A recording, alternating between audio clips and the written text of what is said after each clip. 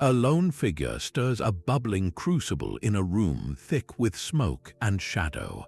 His hands are stained, his eyes fixed on a lump of dull metal, willing it to shine with the glory of gold. This is the image history has left us, the desperate alchemist forever chasing a fool's dream. But that picture is a lie. Alchemy was never just about lead and gold. It was a secret science of the soul, a forbidden philosophy that dared to map the very architecture of creation. By the end of our journey, you will understand how this ancient art holds the key to mysteries that still haunt our modern world. We will trace its path from the fires of Alexandria to the notebooks of Isaac Newton, and into the depths of our own minds. We will see how a quest for eternal life shaped the birth of modern medicine, and how a language of symbols concealed a dangerous truth from the eyes of kings and priests. What forgotten secret were these masters truly trying to unlock? The answer transforms a tale of failed magic into the story of humanity's oldest and most profound ambition.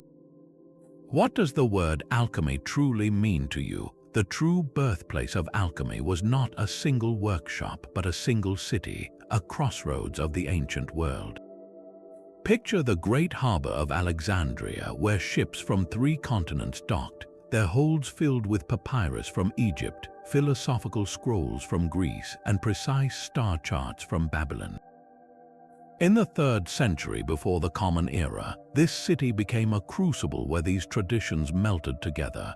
Egyptian priests, masters of practical metallurgy and sacred dyes, shared their chemical secrets.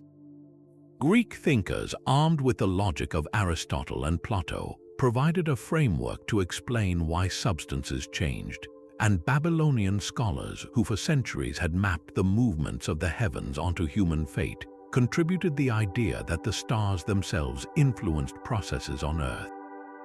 All of this knowledge swirled and mixed in the most fertile laboratory imaginable, the legendary Library of Alexandria. Here, in its shadowy scriptoriums and bustling courtyards, the first true alchemists worked. They were not yet called that, but they were forging something entirely new.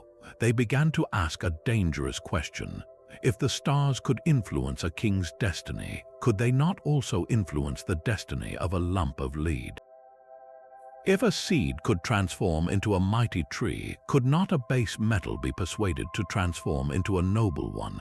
This was the revolutionary spark. To answer it, they needed a guiding genius, a patron saint for their forbidden art. They found him, or perhaps created him, in the figure of Hermes Trismegistus, the thrice great Hermes. He was a fusion of the Greek god Hermes, the messenger, and the Egyptian god Thoth, the scribe of the gods and master of all hidden knowledge. All alchemical wisdom was attributed to this mythical sage, and his teachings were said to be distilled into a single, profound text, the Emerald Tablet. Its most famous line is a whisper that echoes through the ages, "As above, so below." This was not an instruction for making gold. It was the foundational axiom of the entire alchemical worldview. It declared that the universe was a perfect mirror. The vast movements of planets and stars, the macrocosm, were reflected in the smallest processes within a human body or a glass flask, the microcosm. To understand one was to understand the other. The transformation of metals was simply the earthly shadow of a celestial process. So from its very inception, alchemy was a dual quest. The alchemist's furnace was both a chemical apparatus and a model of the cosmos. His goal was not merely to create a precious metal, but to discover the universal principle of transformation itself, the secret law that governed change in everything from a dying star to a growing child. The work in Alexandria was just the beginning of a much longer and far more mysterious journey. Yet the fires of Alexandria would not burn forever. As the Roman Empire crumbled and the great library's halls fell silent, the fragile flame of alchemical knowledge faced extinction. It was saved not by kings or armies, but by a new wave of scholars in a rising civilization. the Islamic Golden Age became the guardian and the great innovator of this ancient science. In bustling cities like Baghdad and Cairo, caliphs sponsored massive translation projects, rescuing Greek, Egyptian, and Persian texts from oblivion. Here, alchemy was not just preserved, it was perfected. The legendary figure Jabir ibn Hayyan, known in the West as Geber, transformed it from a mystical art into a systematic laboratory science. He pioneered distillation, crystallization, and filtration. He described acids that could dissolve metals and processes for creating steel, but his greatest contribution was conceptual. Jabir introduced and codified the idea of the philosopher's stone, the ultimate agent of transformation.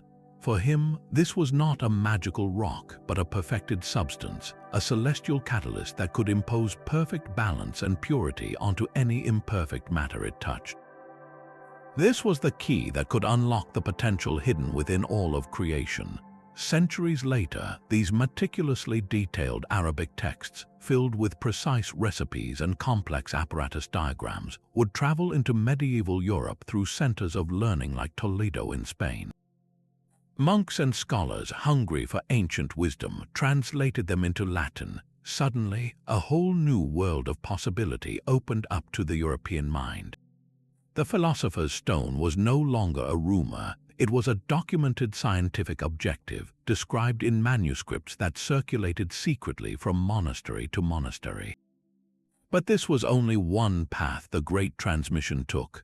While Islamic scholars were perfecting laboratory alchemy, a completely different tradition was flourishing far to the east. In China, alchemy was never primarily about metals. It was about life itself, rooted deeply in Taoist philosophy. Chinese adepts sought the elixir of immortality, a substance that could purify the human body and grant eternal life. They worked with cinnabar, mercury, and gold not to create wealth, but to concoct external pills meant to transform the physical form. Yet they also developed a profound internal alchemy. They saw the human body as its own laboratory, with vital energies and spiritual essences that could be refined through meditation, breath control, and precise movement to achieve spiritual transcendence. Similarly, in India, alchemical practices wove themselves into the fabric of Ayurvedic medicine and tantric rituals. The goal was often a perfected physical body resistant to disease and decay, achieved through complex herbal and mineral preparations known as rasayana. Mercury held a sacred, terrifying status, believed to be the seed of the god Shiva, a substance of immense power that could either bestow immortality or bring instant death depending on how it was mastered. So here we have a stunning divergence. In the West, the quest moved outward, focusing on mastering the material world through furnace and flask to uncover universal laws. In the East, the quest turned inward, focusing on mastering the energies of the self to achieve ultimate harmony with the cosmos. Yet both paths, born from the same fundamental urge to conquer decay and imperfection, whispered the same tantalizing question. What if the secret to changing the world was first the secret to changing oneself? This philosophical split would set the stage for alchemy's most turbulent and influential chapter, as it entered the heart of a Europe torn between faith and reason. The true heart of alchemy lay in a philosophy so radical it threatened the very foundations of medieval thought. To the alchemist, every substance in the universe, from the hardest diamond to the softest rose petal, shared a common origin. They called this the prima materia, the first matter. It was a state of perfect potential, a chaotic, formless essence that existed before creation itself. Think of it as the raw, uncarved block of marble from which every statue in the world could be sculpted.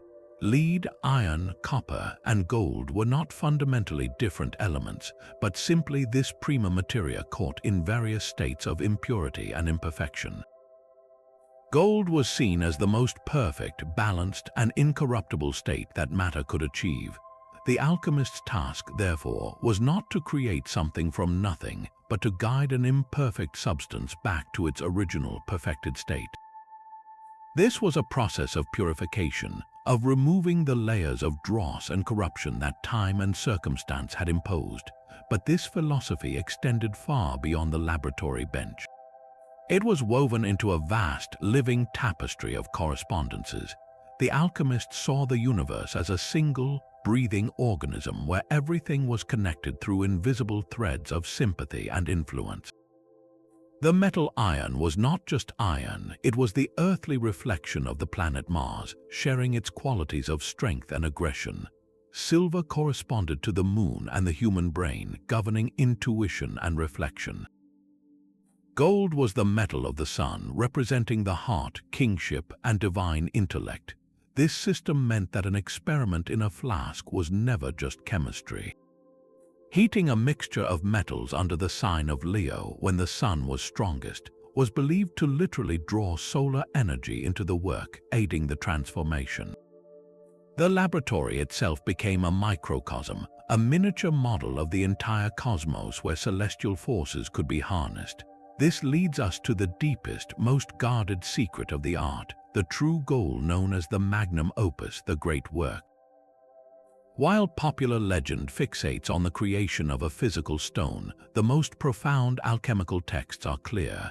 The transmutation of base metal into gold was merely the outer, physical proof of an inner, spiritual accomplishment.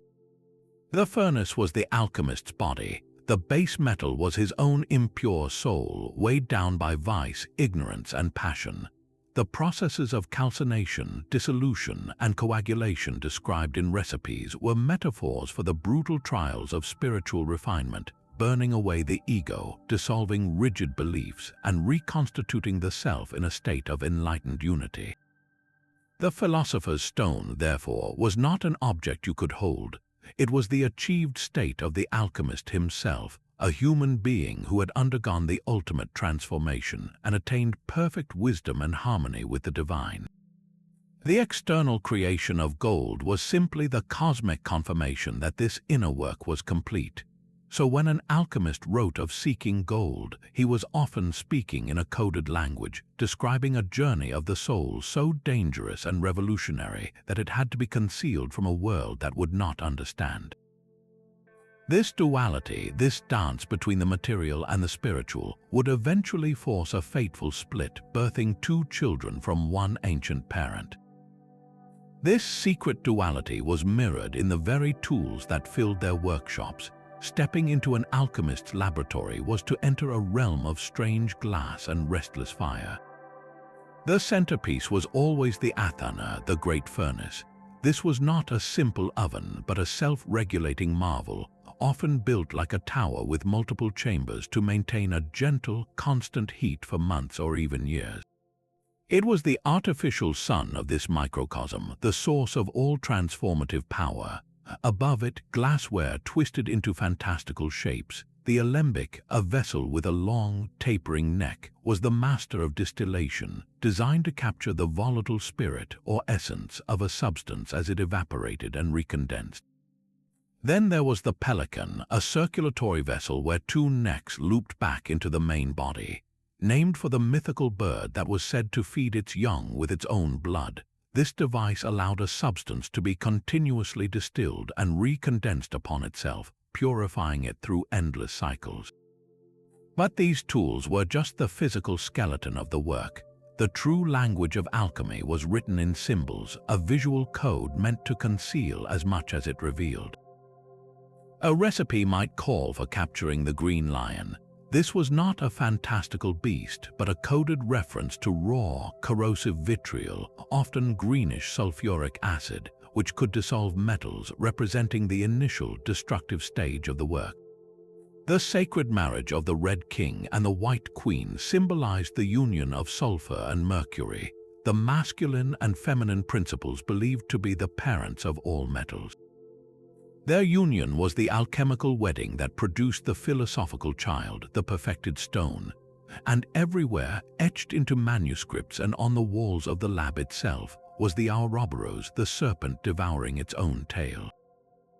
This was the ultimate symbol of the great work, representing eternity, the cyclic nature of all processes, and the truth that the beginning and the end were one and the same. The prima materia and the perfected stone were the same substance, just at different points in the cycle of transformation. This cryptic imagery served three vital purposes. First, it protected the art from the merely greedy. A lord or a king seeking instant wealth would be baffled by instructions to wed the king to the queen in the belly of the pelican. Second, and more importantly, it perfectly expressed processes that were both chemical and spiritual. Dissolving a metal in acid and purifying one's own soul through meditation could both be described as the battle with the green lion. Finally, it provided a layer of theological safety. By framing their work in biblical and cosmic symbolism, alchemists could argue they were exploring God's creation, not challenging church doctrine. They were deciphering the divine language of nature itself, written in metals and stars. This secret language, however, would become a prison. As Europe stood on the brink of a revolution in thought, the very code that had protected alchemy for centuries would ensure its downfall in the eyes of a new, uncompromising world seeking plain facts and measurable results. This process of inner and outer refinement was not a single act, but a precise and arduous journey with distinct stages. The alchemists mapped this path with a sequence of colors, each representing a profound phase of the great work. It begins not with light, but with the deepest darkness. This is the stage of nigredo, the blackening. In the laboratory, this might appear as a substance charring, putrefying, or dissolving into a uniform black mass. But symbolically, it is the essential first death. It represents the complete and terrifying dissolution of the old self. The ego, with all its certainties, pride, and fixed identity, must be broken down. This is a voluntary descent into chaos, a confrontation with the shadowy aspects of one's own nature. It is the dark night of the soul, where everything you thought you were is reduced to a formless Inkai void. Without this necessary death, no rebirth is possible. From that fertile blackness emerges the next stage, albedo, the whitening. If nigredo was the dark moon, albedo is the first silver sliver of light. The chaotic mass begins to clarify, to wash clean. In practical terms, this could be the distillation of a pure, white substance from the blackened matter. Spiritually, it is the dawn of lucidity. After the ego's death comes a period of purification and illumination. The mind becomes still, reflective like the surface of a moonlit pool. Old passions are cooled and washed away, replaced by a serene, intellectual clarity. This is where the seeker gains their first true glimpse of the unified nature of reality, seeing the connections that were once obscured by the clutter of the former self. It is a state of pristine potential, but it is not yet complete. Between the white purity and the final goal lies a stage often overlooked or merged with others, citrinitas, the yellowing. This is the dawning of the inner sun.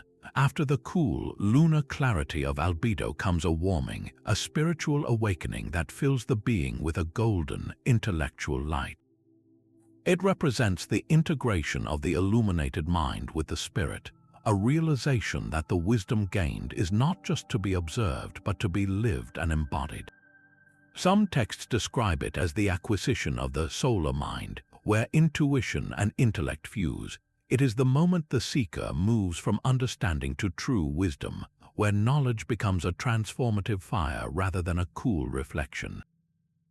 All these stages converge and combust in the ultimate culmination, rubedo, the reddening. This is the final union, the marriage of opposites completed. In the flask, it is the glorious appearance of the red tincture or the philosopher's stone. In the soul, it is the achievement of ultimate perfection and wholeness. The red stone symbolizes the fully integrated human, where body, mind, and spirit are in perfect, fiery harmony. It is the point where the microcosm of the self perfectly mirrors the macrocosm of the universe, having internalized the sun's power and the soul's sovereignty. This is the creation of the true elixir, not a potion in a bottle, but a state of being that renders one incorruptible, wise, and in perfect alignment with the force of life itself. The great work was never about a single transformation, but about learning the universal rhythm of death and rebirth, a cycle that turns the leaden weight of a limited existence into the golden light of a conscious one. Yet this profound inner transformation had a tangible, almost mythical symbol that captured the world's imagination like nothing else. The philosopher's stone was the ultimate prize, the physical proof that the great work was complete. Legends described it not as a mere rock, but as a heavy, waxy substance, sometimes red, sometimes white, possessing a celestial light from within. Its powers were twofold, and both were staggering. First, as the projection powder, a single grain, warmed upon a piece of copper or lead, was said to project its perfection outward, transmuting the entire mass into purest gold. This was not a chemical reaction as we understand it, but an instantaneous infection of perfection, a cure for metallic disease. Second, and perhaps more coveted, was its ability to form the elixir of life. Dissolved in wine, the stone became a potion that could heal any illness, restore youth, and grant virtual immortality. Imagine the temptation. It promised mastery over the two great human fears, poverty and death, in one perfected substance. This dual promise ignited a hunt that consumed centuries.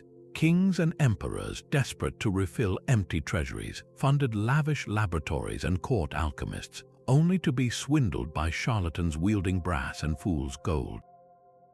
Rudolph II, the Holy Roman Emperor, poured his vast wealth into the search, surrounding himself with mystics and adepts while his empire crumbled. For every sincere scholar, there were a dozen tricksters, and the line between them was often blurry. The quest became an obsession that could ruin lives as easily as it promised to save them.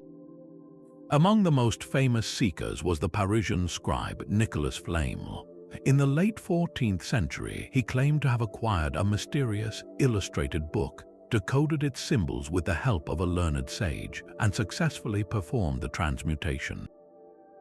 Historical records show Flamel and his wife Pernelle did become remarkably wealthy philanthropists almost overnight, funding hospitals and churches.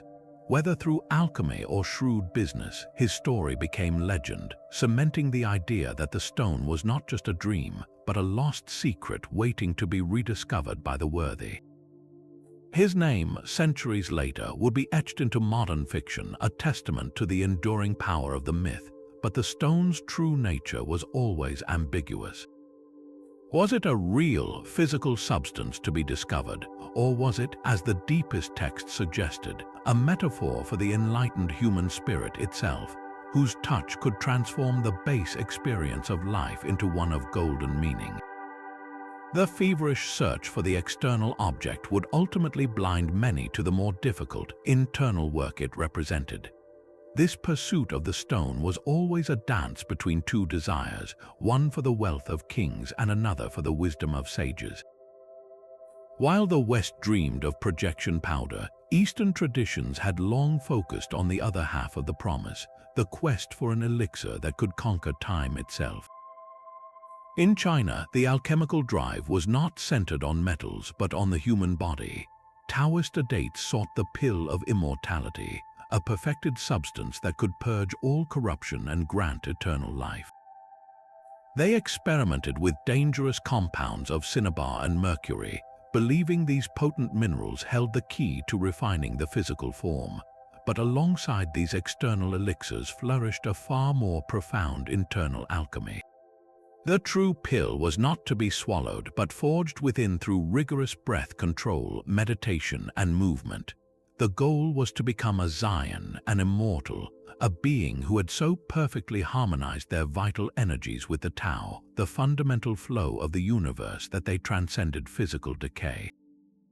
These immortals were not just legends, they were the ultimate symbol of a human being who had completed the great work on themselves, achieving a state of perfect balance between the spiritual and the material. In the West, this same idea was expressed not as a pill but as a state of being. For the deepest alchemical masters, the physical creation of gold was merely a side effect, a cosmic sign that the real work was done. The true philosopher's stone was the alchemist's own perfected spirit. The long, grueling processes of the laboratory, the cycles of death and rebirth in the flask, were a mirror for the inner trials required to burn away ignorance, dissolve the ego, and reconstitute the self in a state of enlightened unity. When an adept wrote of achieving the stone, they often meant they had attained a state of unshakable wisdom, inner harmony, and direct connection with the divine source of creation. This was the creation of spiritual gold. It was a treasure that could not be stolen, could not tarnish, and rendered one truly incorruptible. A person who possessed this inner gold, this stone within the heart, was said to walk through the world with a profound understanding of nature's laws and a compassion that flowed from seeing the divine spark in all things.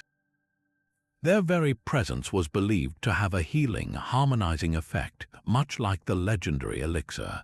So the ultimate secret whispered in the smoke-filled laboratories was this: the greatest transmutation was not of lead into gold, but of a human soul from a state of base suffering into one of luminous, enduring understanding. The furnace was the self, the fire was discipline, and the precious metal produced was a life of meaning. This realization, however, would soon collide with a new world that had no patience for secrets of the soul, a world that demanded answers it could weigh, measure, and use. The mythical founder of this entire tradition was a man who may have never lived at all. Hermes Trismegistus, the thrice great Hermes, stands at the very origin point of alchemy, a figure so shrewd in legend that he is less a historical person and more a personification of ancient wisdom itself. He was a brilliant fusion of the Greek god Hermes, the messenger, and the Egyptian god Thoth, the divine scribe and keeper of all secrets. To him was attributed the entire foundation of the sacred art, most famously in the cryptic text of the Emerald Tablet. That single profound line, as above, so below, became the beating heart of alchemical philosophy. By attributing all knowledge to this semi-divine source, early alchemists granted their work an unassailable authority. It was not mere human speculation, it was revealed truth from the dawn of time, passed down through a chain of enlightened initiates. This gave the entire practice a spiritual gravity that mere chemistry could never claim, framing the alchemist not as an experimenter, but as a priest decoding the universe. Centuries later, a very real and thunderous figure would stride onto the stage, shattering the quiet, scholarly mold of the alchemist. His name was Philippus Aureolus Theophrastus Bombastus von Hohenheim, but he proudly called himself Paracelsus, meaning greater than Celsus, a revered Roman physician. He was a Swiss firebrand of the 16th century, a man who publicly burned the medical texts of Galen and Avicenna in a bonfire, declaring that his shoes had more medical knowledge than these ancient masters. Paracelsus was a force of nature, and he redirected the entire aim of alchemy with a revolutionary decree. The true purpose of the alchemist, he roared, was not to make gold but to make medicines. He saw the human body as the ultimate alchemical laboratory, a microcosm where health and disease were governed by the same principles that ruled metals and stars. To heal, one had to understand these principles. He introduced a new foundational model, the tria prima, or 3 primes. For Paracelsus, all matter was composed of 3 essential principles. Sulfur represented the soul, the flammable spirit, that which burns and connects to desire and inflammation. Mercury represented the mind, the fluid, elusive spirit of intelligence and transformation. Salt represented the body, the solid, material principle that gave substance and form. Illness arose from an imbalance or corruption of these 3 principles within the human body. Therefore, the alchemist physician's task was to prepare pure, potent remedies, often mineral-based, that could restore the proper balance. He pioneered the use of chemicals like mercury, arsenic, and antimony in treatment, laying the groundwork for modern pharmacology, however dangerous his early formulations were.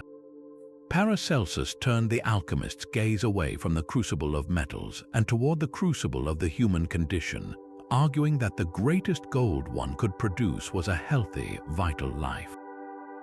His bombastic legacy permanently fused alchemy with the quest for healing, creating a bridge between mystical tradition and practical science that would influence thinkers for generations to come. But the path of the seeker was a dangerous one, and for every Paracelsus shouting in the town square, there were far more who worked in shadows and silence. One of the most complex and brilliant of these figures was Dr. John Dee. In the glittering court of Queen Elizabeth I, Dee was not just an alchemist, he was the Queen's own personal advisor on astrology, mathematics, and navigation, helping to chart the courses for England's great voyages of discovery. His private library was one of the largest in Europe, a true treasury of forbidden knowledge. Yet Dee believed the ultimate secrets of creation could not be found in any book written by man. He turned instead to what he called angelic communication. For years, with the help of a scryer named Edward Kelly, Dee conducted elaborate rituals to converse with angels, believing they would deliver to him the original divine language of Adam, the tongue in which God named all things and thus held power over them. To Dee, this was the highest form of alchemy. If he could recover this perfect language, he could command the very building blocks of nature, transmuting not just metals but reality itself. His work was a breathtaking fusion of rigorous science, mystical pursuit, and what we might now call early intelligence work as he traveled through Europe under the guise of a scholar, likely gathering secrets for his queen. He sought the philosopher's stone not for gold, but for a transcendent understanding he believed was his patriotic and spiritual duty to uncover. Centuries later, a different kind of figure appeared in the salons of 18th century Europe, a man who seemed to embody the stone's promise of immortality itself. He called himself the Count of Saint Germain. This mysterious nobleman appeared without a past, fluent in a dozen languages, a virtuoso musician, and a painter of astonishing skill. He moved between the courts of France, England, and Russia with effortless grace, dropping hints that he was centuries old, having learned the secrets of alchemy from ancient masters. He spoke of knowing Cleopatra and attending the wedding at Cana as if recalling a recent party. While he never publicly performed a transmutation, he was known to possess a mysterious powder that could remove flaws from diamonds, and he gave elaborate recipes for elixirs to fascinated aristocrats. Was he a genuine adept, a master of internal alchemy living a prolonged life? Or was he the most elegant and successful fraudster of them all, a brilliant performance artist who understood that the aura of mystery was more valuable than any lump of gold? The Count never confirmed nor denied, leaving only legend in his wake, a perfect mirror for alchemy itself, reflecting whatever the beholder most wished to see. For every Dee or Saint Germain, however, there were 100 outright charlatans. These were the men who saw not a spiritual path but a lucrative scheme. They would set up elaborate laboratories for gullible princes, using hidden compartments, double-bottomed crucibles, and pre-treated coals to produce a flashy spectacle, a dash of powder, a burst of flame, and a piece of lead seemingly turned to gold. Of course, the gold was always a clever substitution, a thin layer over a base core, or a piece of brass alloy that looked convincing in the dim light of the laboratory. They played on desperate greed, draining treasuries and vanishing in the night when the deception was about to be uncovered. This relentless parade of frauds did more than just ruin nobles. It slowly poisoned the reputation of the entire art. By the dawn of the Enlightenment, the word alchemist was becoming a joke, a synonym for a deluded fool or a common swindler.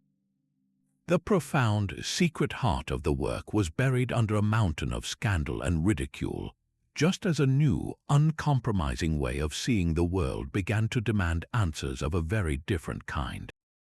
The alchemists' claim to unlock nature's deepest secrets placed them on a theological tightrope.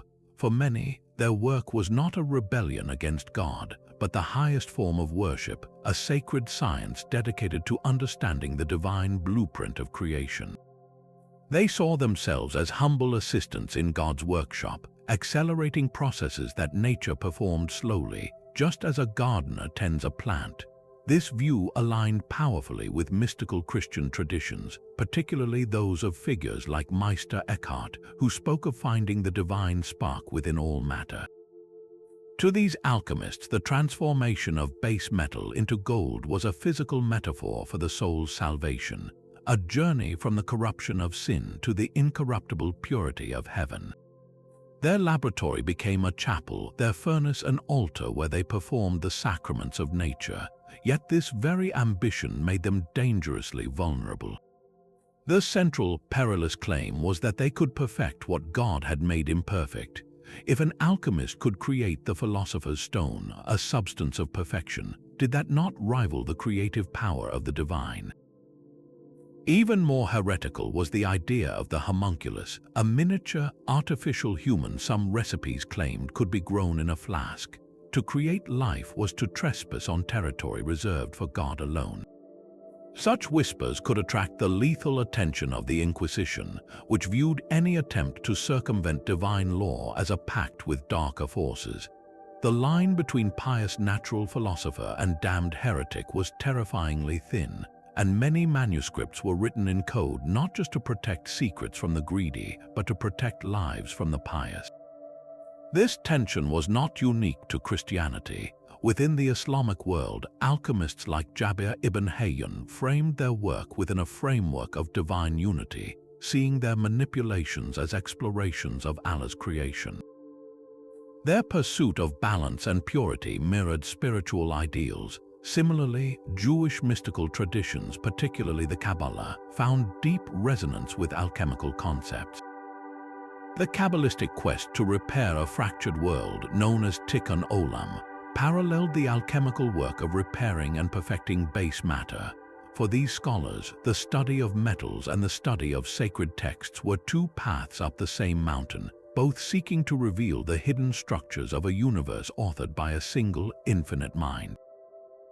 The laboratory, therefore, was always more than a room. It was a battleground of faith where the desire to know God's world intimately wrestled with the fear of overstepping a sacred boundary. This dance with divine authority would force alchemy to evolve, pushing its most brilliant minds to find new languages and new hiding places for their dangerous, glorious quest.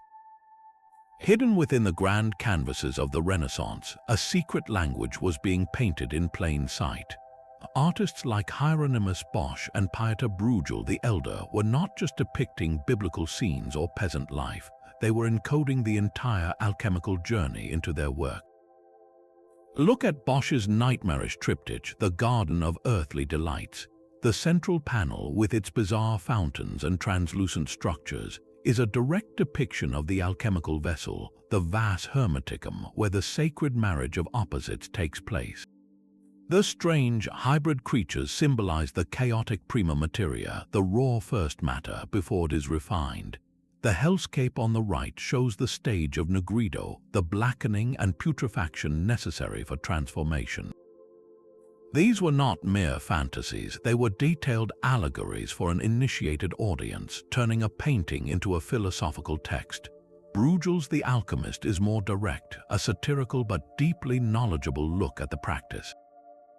It shows a scholar surrounded by chaotic equipment bankrupting his family in pursuit of the stone. The window reveals a beggar in the street, the alchemist's future. This painting captures the era's tension, the thin line between revered wisdom and foolish obsession, all while displaying an accurate inventory of period laboratory tools. This visual language seeped into the very stories people told.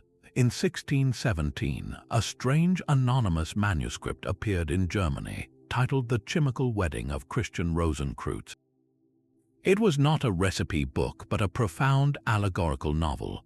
It follows its protagonist, Rosenkreuz, through a 7-day spiritual ordeal in a magical castle, where he witnesses a royal wedding, a death and resurrection, and the creation of a homunculus. Every event is a veiled description of the stages of the great work, from initial calling to glorious completion. It framed alchemy not as a mechanical process, but as an initiatic romance, a quest for the soul.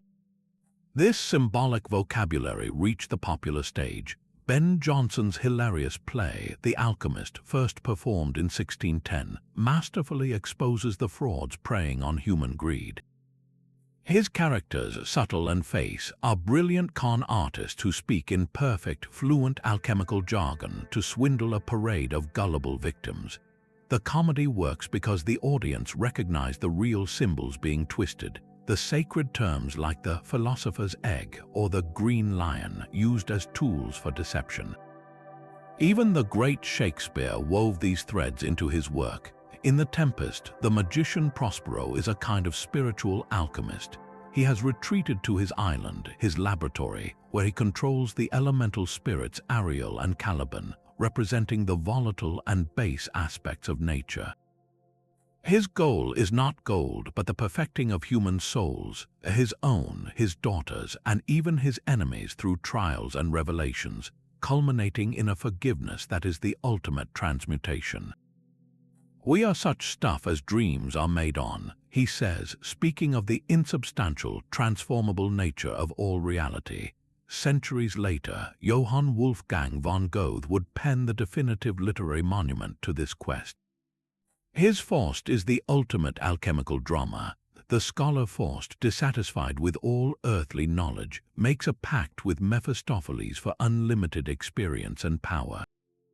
This is the classic bargain of the seeker, risking his soul for the ultimate secret. His journey with Mephistopheles is a distorted, demonic version of the great work, a pursuit of perfection through worldly sensation instead of spiritual refinement.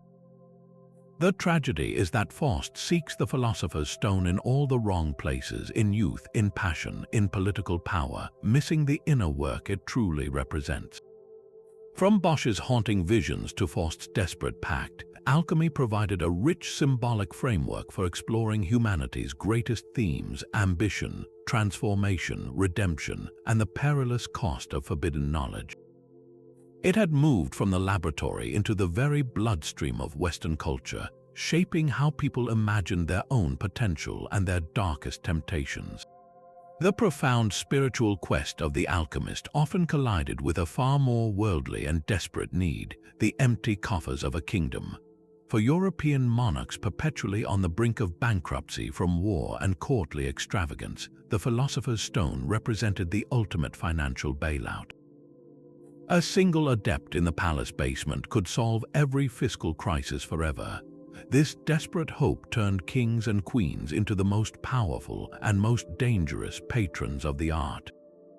The Holy Roman Emperor Rudolf II was perhaps the most famous example. Moving his court to Prague in the late 16th century, he transformed the city into a magnet for every alchemist, astrologer, and magician in Europe. His castle became a wonder cabinet of the bizarre, filled with mechanical wonders, rare artifacts, and secret laboratories tucked into its towers. Rudolf funded these seekers lavishly, not just for gold, but because he genuinely believed they could unlock the universe's secrets. He surrounded himself with brilliant minds like John Dee and the Danish astronomer Tycho Brahe. Yet for all his genuine curiosity, the pressure on his alchemists was immense. They lived in a gilded cage, showered with gifts and titles, but always one failed experiment away from disgrace, imprisonment, or worse. Their work had to produce not just intellectual wonders, but tangible hope for a ruler whose mental state and empire were increasingly unstable. Rudolf's obsession bled his treasury dry, proving that the search for artificial gold could consume real gold at a staggering rate. He was not alone. A century earlier, King James IV of Scotland maintained a full-time alchemist, the mysterious John Damian, funding his experiments for years. Damian's most famous attempt involved constructing wings made of feathers, promising the king he could fly to France. He leapt from the walls of Stirling Castle and plummeted, breaking only his leg, a fitting metaphor for the high-flying ambitions and painful crashes of state-sponsored alchemy. Later, the formidable Queen Christina of Sweden, after abdicating her throne, devoted her exile in Rome to amassing one of the finest alchemical libraries in the world and sponsoring adepts in her palazzo.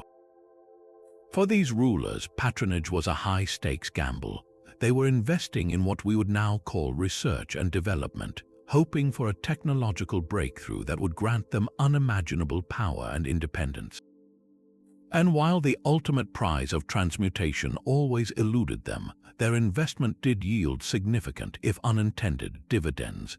The demand for purer metals, stronger acids, and clearer glass for their laboratories drove practical innovation. Royal alchemists, under intense pressure to show progress, became master metallurgists and glassmakers. They improved methods for assaying ore, creating alloys for coinage, and producing the exquisite glassware needed for distillation. The quest for a universal solvent led to the discovery of new acids and the refinement of laboratory equipment. In essence, the crown's hunger for magical gold funded the very real, incremental advances that would become the foundation of modern chemistry. The Royal Laboratory, for all its mystical aims, functioned as an early state-funded research institute where the line between magic and material science was blurred by necessity and ambition. The alchemist, caught between a king's dreams and the stubbornness of matter, became an unwilling pioneer, his failures in one art seeding the ground for another to eventually flourish. That gilded cage of royal patronage held a very real and deadly poison. For every sincere scholar like Paracelsus, the shadowy world of alchemy teemed with fraudsters who saw not a spiritual path but a lucrative shortcut to wealth. Their methods were as ingenious as they were dishonest. The most common trick was salting the crucible. A swindler would use a hollow stirring rod filled with gold dust or a piece of charcoal treated with a gold compound. At the climax of the demonstration, with the patron leaning in, he would add this to the molten lead. A flash, a puff of smoke, and there it was, a nugget of apparent gold at the bottom of the pot. Other cons were staggeringly elaborate. One famous fraud involved creating a fake philosopher's stone by sealing a gold coin inside a wax ball, then presenting it as a miraculous seed that could grow gold when planted in a base metal. The mark would be instructed to melt a large quantity of lead or mercury with the wax ball, which would of course melt and release the hidden gold coin inside, seemingly transmuting the entire batch. These were not simple lies, they were theatrical performances that preyed on desperate hope, and they drained fortunes while burying the art's reputation under a mountain of scandal. But the danger was not only to one's purse. The physical toll of the work was often fatal. In their relentless pursuit of the elixir of life, alchemists regularly handled the very substances that could end it. Mercury, that captivating liquid metal, was central to countless recipes. They would breathe its vapors during distillation, absorbing this potent neurotoxin that could cause tremors, madness, and a slow, agonizing decline. Lead, too, was a common ingredient, its sweet taste belying its devastating effect on the nervous system and organs. Arsenic and antimony were tools for purification that could just as easily poison the purifier. History is littered with tragic figures who succumbed to their own experiments, their quest for immortality cut short by the toxic reality of their materials. Sometimes the victims were their powerful patrons. Rumors swirled that certain monarchs did not die of natural causes, but from sipping the very elixirs meant to save them, concocted by overconfident adepts in their employ. This tangible bodily peril fed directly into a more spectral fear. The alchemist's work, by its very nature, trespassed into forbidden realms, to seek to perfect nature, to create life in a flask, to command elemental spirits. These were acts that, to the medieval and Renaissance mind, blurred the line between sacred science and black magic. The association with the occult was not just a rumor, it was cultivated by some practitioners themselves, like John Dee conversing with angels and amplified by a terrified public. The popular imagination fused the alchemist with the necromancer, picturing him in a dank cellar not just stirring potions, but drawing magic circles and bargaining with demons for the secret of the stone. This is the cultural shadow captured perfectly in the story of Faust. His pact with Mephistopheles is the ultimate allegory for the perceived cost of alchemical knowledge. It told the world that the price for such power was not just gold or effort, but the human soul itself. This sinister reputation, a blend of genuine danger, deliberate fraud, and supernatural suspicion, clung to alchemy like the persistent smell of sulfur in a laboratory. It was a stain that would prove impossible to wash away, even as the true scientific value of the work began quietly to emerge from the smoke. The slow poison of fraud and superstition could not erase the real substance of the work. As the 17th century dawned, a new breed of thinker emerged, one who would take the alchemist's tools and forge from them an entirely new way of understanding the world. This was the scientific revolution, and its architects were standing on the shoulders of the very adepts they publicly dismissed. The true legacy of alchemy was not a pile of fool's gold, but a rigorous hands-on method. For centuries, alchemists had been the ultimate experimentalists. They observed, they recorded, they failed, and they tried again. They invented and refined the very apparatus, the alembics and furnaces that would fill the first modern laboratories.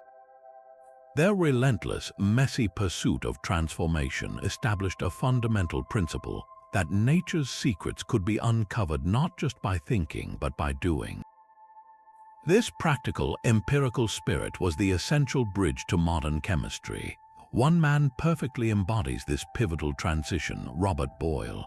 In 1661, he published a landmark book with a deliberately provocative title, The Skeptical Chymist. In it, he launched a direct and elegant attack on the old alchemical theories of the four elements and the three principles. He argued that matter was not defined by abstract qualities, but should be investigated through rigorous experiment and observation. Yet here is the beautiful contradiction. Boyle himself was a dedicated alchemist. He maintained a private laboratory for decades, seeking the philosopher's stone and recording his transmutation experiments in secret coded diaries. The very methods he used to challenge alchemical theory, the careful weighing, the controlled heating, the meticulous note-taking, were the methods he learned from the alchemical tradition. He did not reject the practice, he refined its purpose, stripping away the mystical symbolism to focus on the measurable behavior of matter itself. He represents the moment the chrysalis began to crack, when the mystical art of transformation started to give birth to the rational science of chemistry. But if Boyle represents the method, another giant represents the undying dream. Sir Isaac Newton, the man who defined the laws of motion and universal gravitation, spent more time writing about alchemy than about physics or mathematics. After his death, a chest of his papers was found to contain over 1 million words on alchemical subjects, copied manuscripts, detailed experiments, and his own feverish commentaries. For Newton, there was no contradiction between his Principia Mathematica and his search for the philosopher's stone. He believed that the ancient alchemists, like the biblical prophets, possessed a lost, pristine knowledge of how God had constructed the universe. To Newton, the gravitational force that held the planets in orbit was the same active, spiritual principle that animated growth in a seed and transformation in a crucible. He sought a unified theory of everything, a single set of divine laws that governed both the motion of celestial bodies and the hidden processes within matter. His alchemy was not a hobby, it was the other half of his life's work, the quest to understand the invisible, active forces that his physics described but could not explain. In his silent Cambridge rooms, Newton was not abandoning science for magic, he was trying to complete it. He was the last and greatest of the natural philosophers who saw the cosmos as a single, living cryptogram, and he believed the key was hidden in the coded text of the alchemists. The tragedy and the triumph is that while his physics illuminated the heavens, his alchemical search remained locked in that chest, a testament to a path not taken. The world moved forward by embracing Boyle's skepticism and institutionalizing Newton's physics, while quietly burying his mystical yearnings. The laboratory was sanitized, the symbols were discarded, and the soul was removed from the study of matter. What remained was a powerful, precise, but purely material science.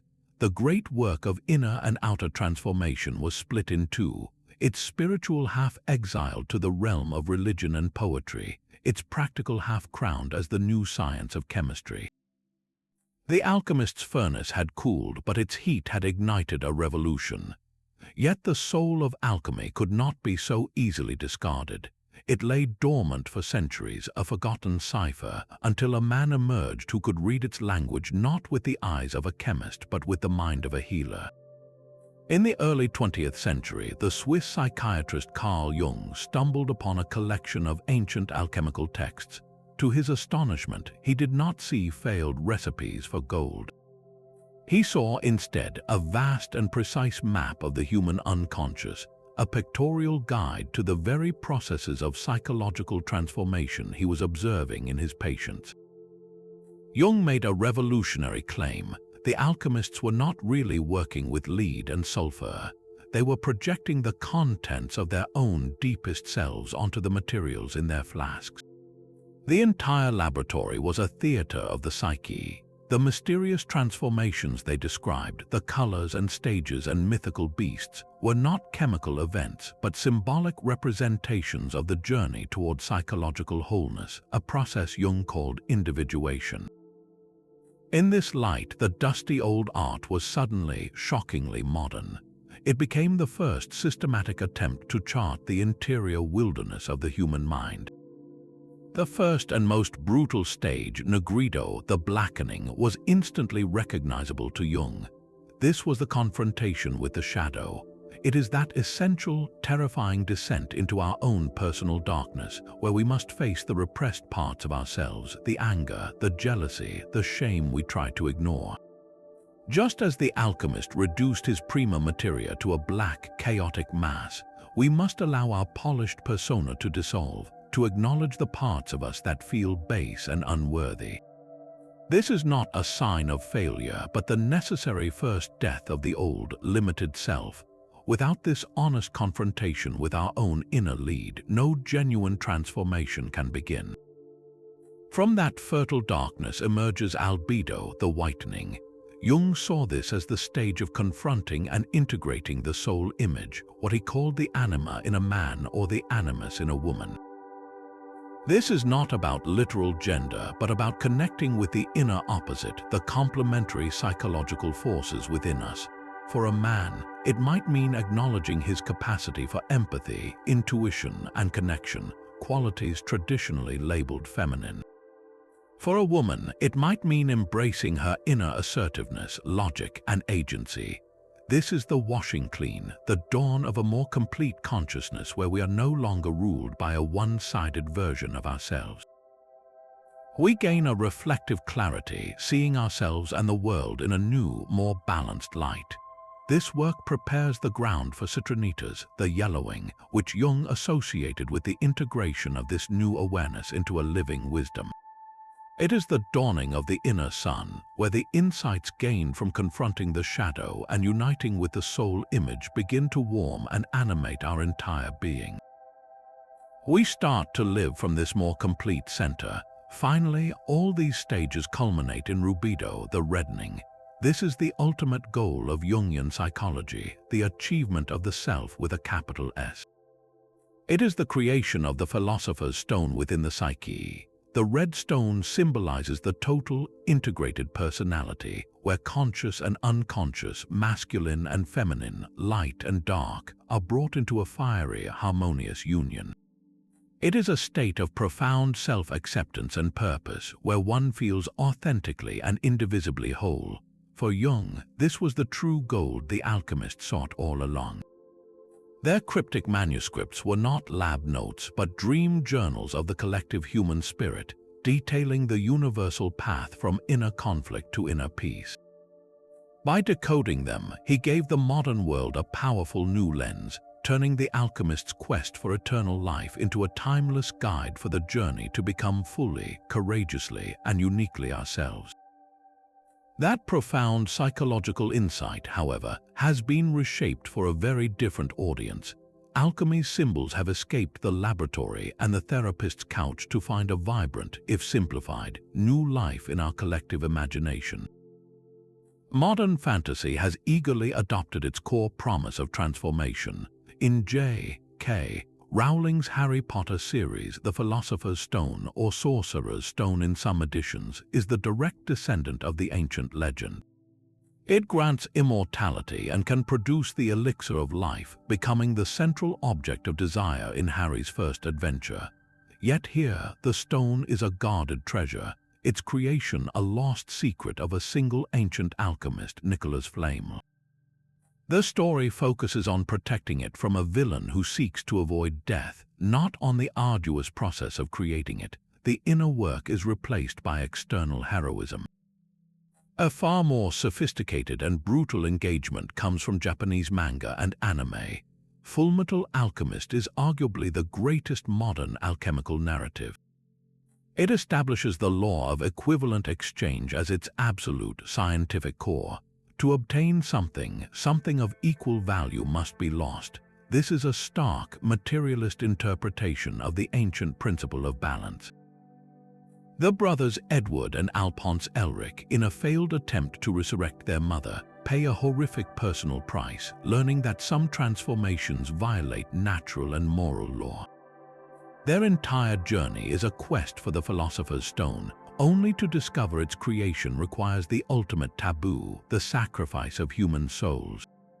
This story brilliantly explores the ethical cost of the power alchemy promises, framing it not as magic, but as a dangerous science with strict, unforgiving rules. It asks the old question with new urgency: what are you willing to pay for your deepest desire? These fictional explorations have, in turn, fueled a real-world spiritual revival. The term spiritual alchemy is now a cornerstone of many New Age and self-help philosophies. It strips away the historical laboratory work entirely, focusing solely on the metaphor. Workshops and online courses promise to teach you how to transmute fear into love, purify your energy, or use inner alchemy to manifest abundance. The stages of Nigredo, Albedo, and Rubedo are presented as a personal development roadmap for overcoming trauma and achieving enlightenment. While this can provide a powerful framework for introspection, it often divorces the symbolism from its gritty, historical context, turning a dangerous, lifelong discipline into a weekend seminar. This modern yearning for quick transformation, however, has also resurrected alchemy's oldest and darkest companion, fraud. The digital age has given new life to the white gold scam. Online, sellers offer orphic or alchemical gold, a mysterious white powder often claimed to be monatomic gold, a substance they say possesses miraculous healing properties and spiritual frequencies. They use the language of ancient manuscripts and quantum physics to create a veneer of legitimacy, selling tiny vials of what is often just finely ground silica or other inert powders for hundreds or thousands of dollars.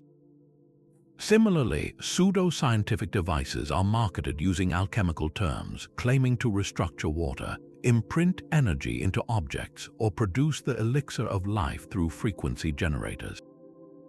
They prey on the same human vulnerabilities that tempted Renaissance princes: fear of illness, desire for transcendence, and the hope for a secret that bypasses hard work.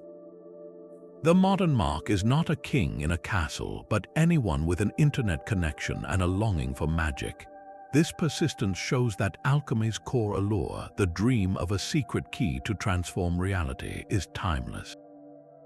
The laboratory may be gone, but the human desire to turn base experience into gold remains, making us perpetually susceptible to both the inspiring myth and the costly deception. Our very speech is still stained with the soot of the alchemist's furnace. The language we use every day holds fragments of their secret work, words forged in the fire of their ambition. Consider the term alcohol. It comes directly from the Arabic al-Kohl, which did not originally mean a drink, but referred to a very fine, purified powder, specifically the antimony sulfide used by alchemists to darken eyelids. Through the process of distillation, the term was transferred to the pure, essential spirit of wine, the alcohol of wine, capturing the idea of extracting a substance's refined, volatile essence. That essence, when meant to heal, was often called an elixir, a word descended from the Arabic al-iksir, itself likely rooted in the Greek xerion, meaning a medicinal powder. The alchemist's dream was to create the ultimate elixir, a potion that could perfect anything it touched. Their work required a crucible, a vessel that could withstand extreme heat, its name coming from the Latin crucibulum, related to crux or cross, perhaps for the crossed markings on early ceramic pots. This crucible was more than a tool. It was the sealed, secret world of the experiment itself, a space that had to be perfectly hermetic. This adjective, meaning airtight, comes directly from Hermes Trismegistus, the mythical founder, whose name was attached to the sealed vessels that kept the volatile spirits of transformation from escaping. Within that sealed vessel, change needed a spark, a substance that could provoke transformation without being consumed itself. We call that a catalyst, a term born in 19th century chemistry, but describing the exact principle alchemists sought in their philosopher's stone, an agent that enables change. Even our word for nonsense, gibberish, may have an alchemical root. It is often linked to the Latinized name of the great Islamic alchemist, Jabir ibn Hayyan, or Geber. His complex, coded texts were so impenetrable to later European readers that they dismissed them as Geber's talk, which slurred over time into gibberish. Perhaps the most poetic legacy is the word ambition itself. It traces back to the Latin ambitio, meaning a going around, which described the cyclical process of distillation in an alembic, where vapors rise, condense, and fall back in a continuous circuit. To have ambition, then, is to be caught in that same restless, cyclical drive for refinement and ascent, a perpetual striving for a higher state. So when we speak of someone's burning ambition, or a catalytic moment, or a hermetic seal on a secret, we are not just using metaphors. We are invoking, unconsciously, the precise tools and trials of an ancient workshop, proving that the alchemist's most enduring transmutation was not of lead, but of language itself, turning the jargon of their fire and glass into the very gold of our common tongue. The true gold of alchemy was not in its legendary successes, but in its spectacular, useful failures. While the dream of transmutation faded, the relentless, hands-on work in those smoky laboratories gave birth to entire industries that shape our world today. The alchemist's furnace was a cradle of material innovation. Their obsessive quest for purer, stronger, more perfect substances forced them to become masters of metallurgy. They developed new alloys, precise methods for assaying the purity of ores, and advanced techniques for smelting and casting. These skills were immediately seized upon by princes and kings for the most practical of reasons, minting reliable coinage. A stable currency depended on coins of consistent weight and purity, and the alchemist's expertise in separating and testing metals became essential to state finance. They ensured that the silver in a shilling or the gold in a ducat was exactly what it claimed to be, bringing a new level of trust and order to medieval and Renaissance economies. Their influence even reached the most delicate of arts. In early 18th century Germany, the secret of making true, hard-paste porcelain, a material as precious as gold and known only to Chinese artisans, was cracked not by a potter but by an alchemist. Johann Friedrich Bircher, imprisoned by Augustus the Strong of Saxony and ordered to make gold, failed spectacularly at that task. Instead, through relentless alchemical experimentation with clays and minerals, he accidentally discovered the formula for European porcelain in 1709. This led directly to the founding of the legendary Mason porcelain factory, turning a failed alchemical project into a source of immense cultural wealth and artistic beauty. The legacy of their glassware is even more pervasive. The alchemist's most vital tool was the alembic, the intricate apparatus for distillation. Perfecting this process of heating a substance, capturing its vapors, and cooling them back into a liquid was not just for philosophical inquiries. It was the key to unlocking the very essence of things. This technology gave us the entire world of scent, By distilling flowers, herbs, and resins, alchemists and their apothecary cousins captured the volatile oils within, creating the first true essential oils and perfumes. A rose was no longer just a flower, it was a captured fragrance that could be bottled and preserved. But the same process applied to fermented grain or wine yielded a far more potent result, a concentrated spirit. The production of strong alcoholic spirits like aqua vitae, the water of life, began in alchemical laboratories.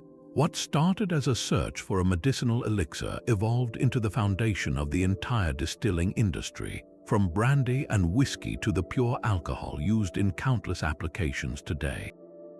Perhaps the most profound practical shift came in how we heal. This was the revolution of iatrochemistry, or medical chemistry, championed by the fiery Paracelsus. He declared that the purpose of alchemy was not to make metals but to make medicines. Rejecting the old herbalism of the ancients, he argued that diseases were specific chemical imbalances that required specific chemical cures. He and his followers began to prepare medicines in the laboratory, using mineral substances like mercury, antimony, and various salts. They developed tinctures, extracts, and standardized dosages. While some of their prescriptions were dangerously toxic, this was the monumental first step. It moved medicine from a field of plant lore and guesswork into one of prepared, laboratory-produced compounds. The alchemist's workshop, therefore, slowly transformed into the apothecary's laboratory and then into the pharmaceutical lab. The quest for an elixir to grant eternal life may have been a fantasy, but the determined search for curative tinctures laid the very groundwork for modern pharmacology. So the next time you catch the scent of a perfume, admire a piece of fine porcelain, or take a precisely formulated medication, you are touching the real, tangible legacy of the alchemist's art. Their greatest failure to create gold succeeded in creating something far more valuable, the tools and the mindset that built our material world. Even the most brilliant flames of the alchemical tradition eventually guttered out, leaving behind not just answers but a deeper, more tantalizing darkness. The modern world may have moved on, but history's attic is still crammed with locked boxes, manuscripts written in languages no one can read, and names that whisper of secrets taken to the grave. These are the enduring mysteries, the unsolved puzzles that ensure the story of alchemy never truly ends. Perhaps the most famous of these is the Voynich manuscript, a book that defies every attempt at understanding. Discovered in a Jesuit library in 1912, it is a 200-page cipher of bewildering beauty. Its pages are filled with looping, unknown script flowing beside illustrations of impossible plants, celestial charts featuring unfamiliar constellations, and most intriguingly, countless drawings of small, nude women bathing in or connected by a system of elaborate green tubes and vessels. To many researchers, these diagrams scream of alchemical allegory. The bathing nymphs could represent spirits or essences undergoing purification in the circulatory pelican vessel, a classic piece of equipment. The strange flora might symbolize the mysterious prima materia. For over a century, the world's top cryptographers, linguists, and historians have tried to crack its code, yet it remains stubbornly silent. Is it an elaborate hoax, a mental patient's ramblings, or is it the ultimate alchemical codex, a visual textbook of the great work so perfectly concealed that its meaning is forever just out of reach? Its very existence mocks our certainty, a physical reminder that some doors from the past may never open. Then there are the texts that are known to have existed but have vanished entirely. The legendary Basil Valentine, a shadowy Benedictine monk often credited with groundbreaking discoveries in chemistry, was said to have written profound works in the 15th century. His most important book, according to lore, was chained to an altar in his church, a sacred text of transformative knowledge. No such book has ever been found. Were his writings a fiction, a persona created by later authors to lend authority to their ideas? or did a real manuscript of immense power exist only to be destroyed, stolen, or hidden away in some forgotten vault, its secrets dissolving into the dust of time? The loss feels intentional, as if the current of history itself swept certain truths into a black hole. This pattern of disappearance reaches right into the modern era with the most enigmatic figure of 20th century esotericism, Fulcanelli. In the 1920s, a book of staggering depth on the alchemical symbolism hidden in the Gothic cathedrals of France was published under that name. The author was a ghost. No one knew his true identity. His pupil, Eugene Cancelliere, claimed that Fulcanelli had not only mastered the theory but had achieved the practical work, performing a successful transmutation of lead into gold before vanishing completely. Cancelliere even suggested his master had used the elixir to halt his aging. The rumors spiraled. Was he a surviving adept from a secret brotherhood, a scientist who had stumbled upon the ultimate secret, or simply a brilliant myth woven by Cancelliere himself? The mystery was compounded when, during the Nazi occupation of Paris, officers of the ONUNAB, the regime's occult research branch, reportedly launched a frantic search for Fulcanelli, believing he held the key to unimaginable power. He was never found. These gaps in the record, these ghostly authors and unreadable books, force a haunting question upon us. Is it possible that the central goal of alchemy was not a persistent failure, but a rare and guarded success? Could a handful of individuals across the centuries have actually unlocked the secret of the stone, achieved the magnum opus, and then, understanding the catastrophic danger such power posed to a world driven by greed, chosen to hide their knowledge in the most secure vault of all, oblivion? Perhaps the final, most sophisticated encryption was not a cipher but silence. The lost books, the vanished masters, they suggest a tradition that did not die out from failure, but retreated from a world increasingly incapable of understanding its true price. The greatest secret they may have discovered was that some truths are too volatile, too transformative, to be left lying in the open. The Enlightenment demanded a world of clear facts and measurable results.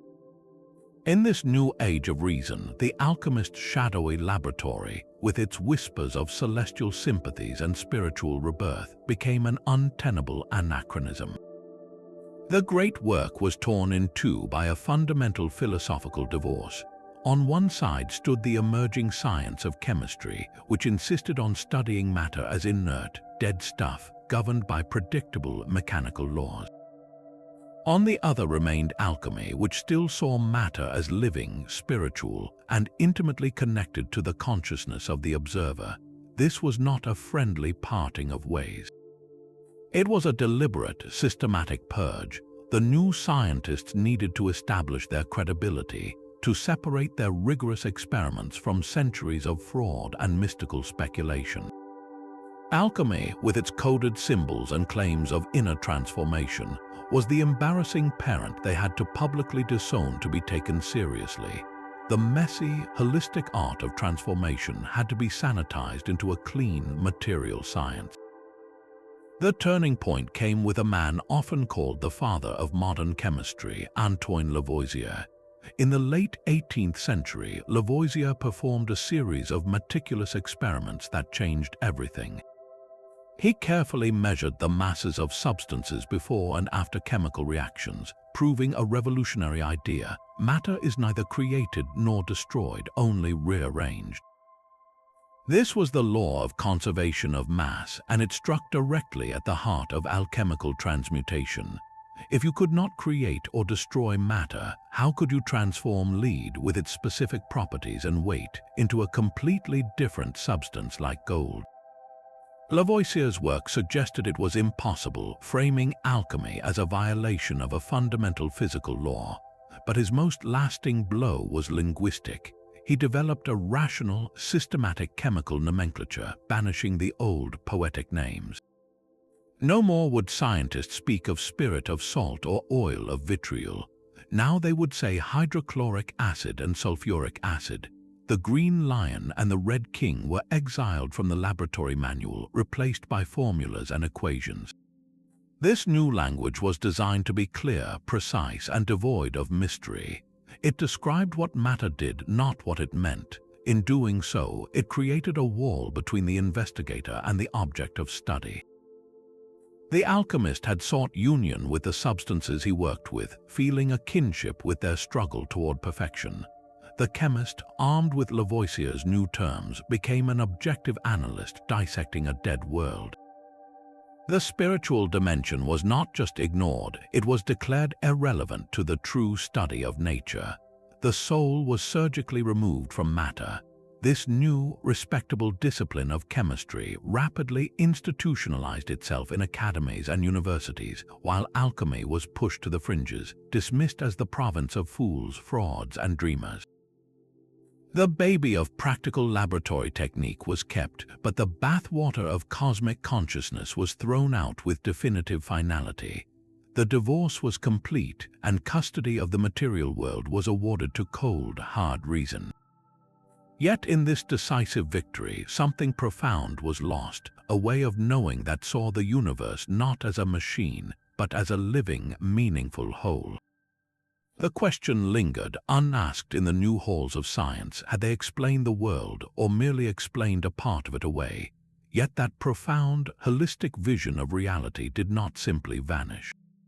When the doors of public science slammed shut, the flame of alchemy did not extinguish. It retreated into hidden chambers, passed from hand to hand within secret societies sworn to protect its mysteries. As the 18th century declared alchemy a dead superstition, a parallel world of esoteric fraternities was keeping its heart beating, transforming it from a public practice into a private initiation.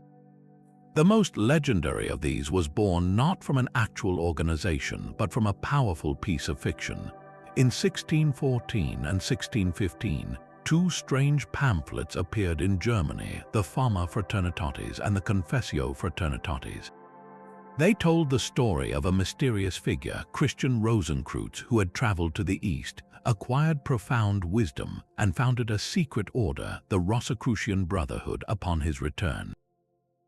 This brotherhood, the manifestos claimed, possessed all the lost knowledge of the ages, including the secrets of alchemy, and was working invisibly to bring about a universal reformation of science, religion, and society. The public reaction was electric. Scholars and seekers across Europe wrote letters, published responses, and desperately tried to make contact with this invisible college of enlightened adepts. Of course, no such organized brotherhood existed. The manifestos were likely a philosophical allegory, a thought experiment about a utopian society guided by spiritual science. But the idea was so potent it created its own reality. People began to form Rosicrucian circles, dedicating themselves to the very ideals described in the pamphlets. The mythical Rosenkreutz became a new patron saint for the hidden tradition, and the pursuit of alchemical enlightenment became framed as a quest for membership in an invisible, perfected society of the mind. This myth provided the perfect vessel. It allowed alchemy to shed its disreputable, public-facing identity of failed gold makers and rebrand itself as a higher, spiritual pursuit for a select few. The laboratory work was now just one facet of a grander initiation into cosmic truths. The Rosicrucian promise was not of wealth but of wisdom, a secret known only to those who had purified themselves enough to receive it. This model of a secret society, with its graded initiations and guarded knowledge, became the blueprint for transmission. No group embodied this structure more powerfully or more publicly than the Freemasons. Emerging from the guilds of stonemasons in the 17th century, Freemasonry evolved into a fraternal order focused on moral development, brotherhood, and the symbolic architecture of the self. And into this symbolic system they woven threads of alchemy. In certain Masonic rites, especially those termed Rosicrucian or Hermetic within Freemasonry, the imagery is unmistakable. The process of initiation itself is an alchemical drama. The candidate, representing base matter, undergoes a symbolic death and rebirth in a darkened chamber, mirroring the stage of Negredo. He is brought from darkness to light, a direct enactment of the alchemical motto, ex tenebris lux, out of darkness, light. The central symbol of Freemasonry, the letter G within the square and compass, is interpreted by many not just as geometry or God, but as gnosis, the direct experiential knowledge the alchemist sought. The tools of the stonemason, the rough ashlar being shaped into the perfect cube, became a perfect metaphor for the great work, the refinement of the rough, imperfect human soul into a perfected spiritual stone. For these initiates, the philosopher's stone was not a chemical substance, but the perfected self, the living stone fit for the temple of a new humanity. This was how alchemy survived its public death. It went underground, its language of transformation absorbed into the rituals and symbols of fraternal orders. It became less about what you did in a laboratory and more about what you underwent in a lodge. The secret was no longer a formula in a book. It was an experience encoded in ceremony, a truth you had to earn through personal refinement. The fire of the furnace was internalized, becoming the burning desire for light within the seeker's own heart. In these quiet, candlelit rooms, the ancient art completed its most crucial transmutation from an external science of matter into an internal science of the soul, ensuring its whispers would echo long after its furnaces had grown cold. The ancient dream, it turns out, was not a fantasy. It was a prophecy. For centuries, the alchemist stared into his crucible, willing one substance to become another, convinced the power to do so was hidden somewhere in the fabric of matter itself. He was searching in the wrong place, but for the right reason. The secret was not in a stone, but in the heart of the atom. In 1919, a physicist named Ernest Rutherford aimed a beam of alpha particles at a chamber of nitrogen gas. When he analyzed the results, he found something impossible. Some of the nitrogen atoms had absorbed the alpha particles and then spat out a proton, transforming in that instant into a different element entirely. He had done it. Ernest Rutherford had transmuted nitrogen into oxygen. The alchemist's magnum opus, the transformation of one element into another, was not magic. It was nuclear physics. With that one experiment, the philosopher's stone was demystified into a particle beam. The immense transformative power the Adates sought was real, but it was locked millions of times deeper than they ever imagined in the furious, binding energy of the atomic nucleus. Today, this is not a rare miracle, it is routine science.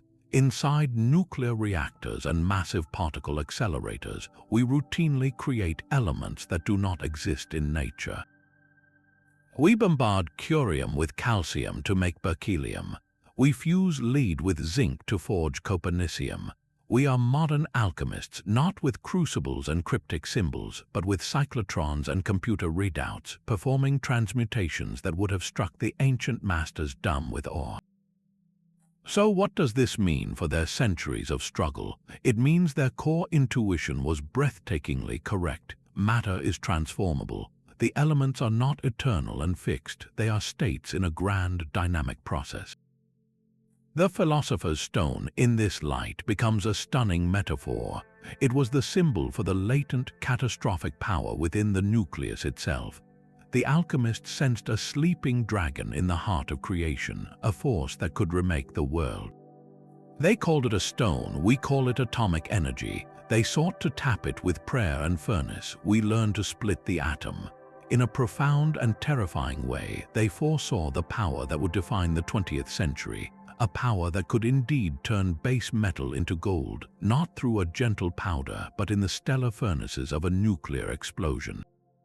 Their quest was not wrong, it was simply premature by 300 years, aimed at chemical reactions when the true key lay in the nuclear realm.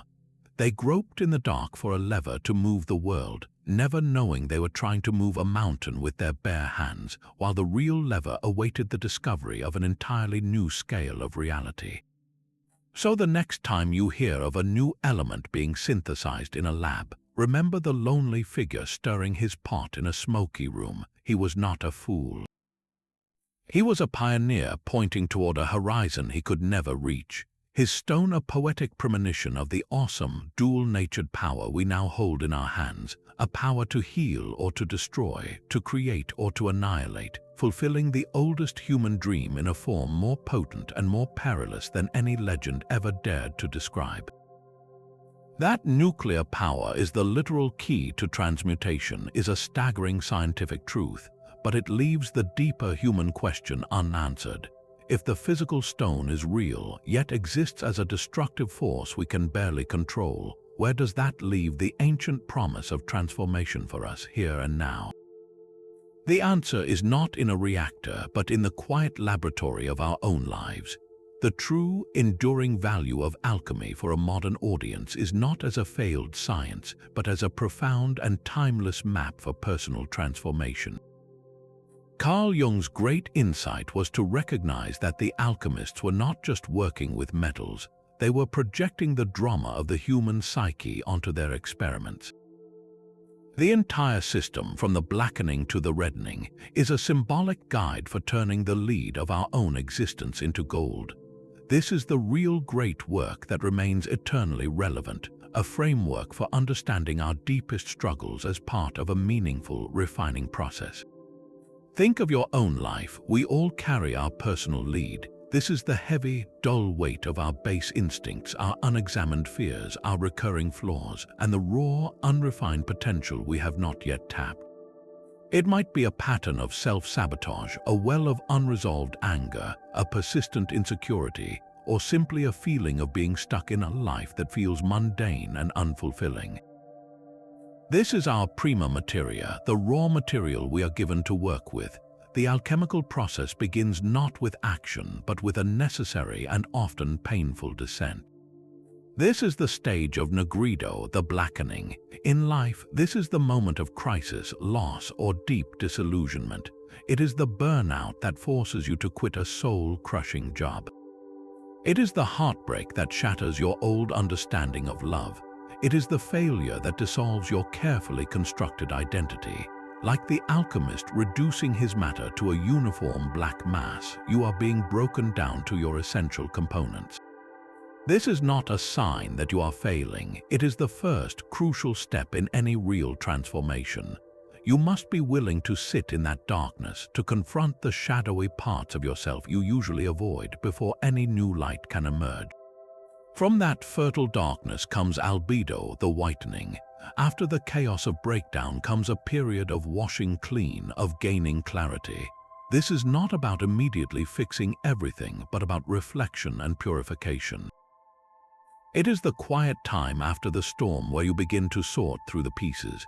You might start therapy, take up journaling, or simply walk in nature, allowing your mind to settle. This is where you gain insight into your patterns, where you cool old hatreds and wash away rigid beliefs.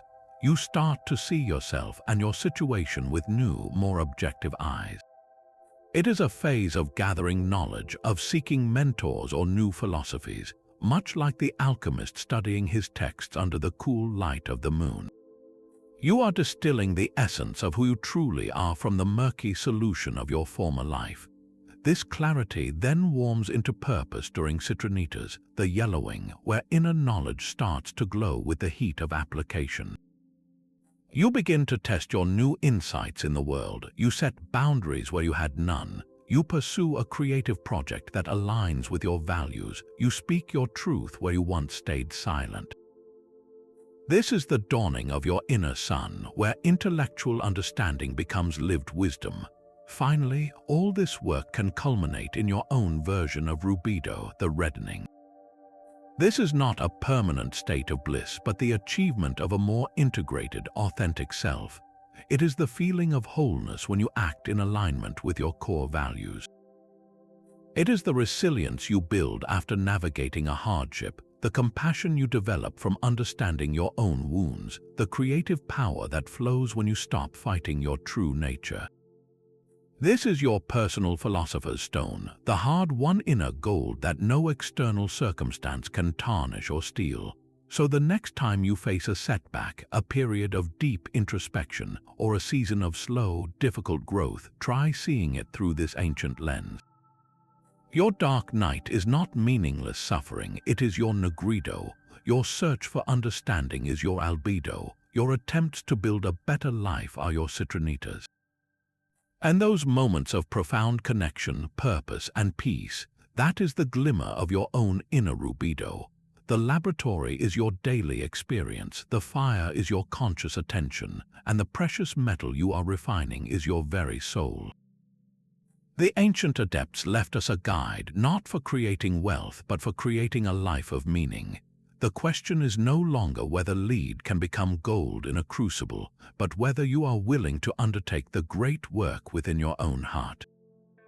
So we find ourselves standing at the end of a vast and winding road, looking back across the centuries. Our journey began in the smoke-filled workshops of Alexandria, where the first dreamers dared to believe the cosmos could be mirrored in a crucible. We watched that flame travel through the hands of Islamic scholars who refined its methods and into the secretive laboratories of medieval Europe, where it became a coded language of the soul. We met the firebrands like Paracelsus who turned it toward healing, and the visionaries like Newton who believed it held the key to a unified cosmos. We saw it twisted by fraudsters, feared by the pious, and ultimately rejected by the Enlightenment, only to be reborn in the psychology of Jung as a map of the human mind.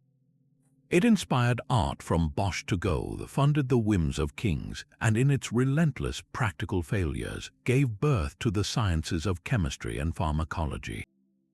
Alchemy was never one thing. It was a chameleon discipline, constantly shape-shifting to fit the spirit of its age. At its core, it was always a braid of four inseparable strands: the empirical science of the laboratory, the cosmic philosophy of as above, so below, the symbolic language of art, and the transformative quest of the spirit. To pull any one thread loose is to unravel the entire tapestry and miss the point completely. Its greatest legacy, then, is not a physical stone or a recipe for gold. It is the enduring story it tells about us. It is the narrative of human curiosity refusing to accept the world as it appears. It is the drive to dig beneath the surface, to seek patterns in the chaos, and to believe that decay and imperfection are not final states, but invitations to a greater work. The alchemist's furnace, in all its forms, was a monument to one audacious idea that transformation is not only possible, it is the fundamental nature of reality, and we can participate in it. We split the atom and proved the physical transmutation they sought was real, yet we still grapple with the more difficult alchemy they truly championed, the refinement of the self. In that sense, the work is never finished. Every time we strive to turn a moment of ignorance into understanding, to transform a personal failure into wisdom, or to convert the raw experience of suffering into compassion, we are engaging in the oldest art. We are stirring our own inner crucible. Perhaps in the end we are all alchemists. Our lives are the prima materia, our choices are the fire, and the gold we seek is an existence of meaning, connection, and a quiet, hard-won harmony with the vast, mysterious cosmos around us. The laboratory door is open and the experiment is yours. We would love to hear what aspect of this epic journey resonated most with you. Was it the mystical symbols, the historical figures, the link to modern psychology, or the sheer endurance of the human spirit it represents? Share your thoughts below, and if you enjoyed this exploration into the shadows of history, subscribe for more journeys into the world's greatest mysteries.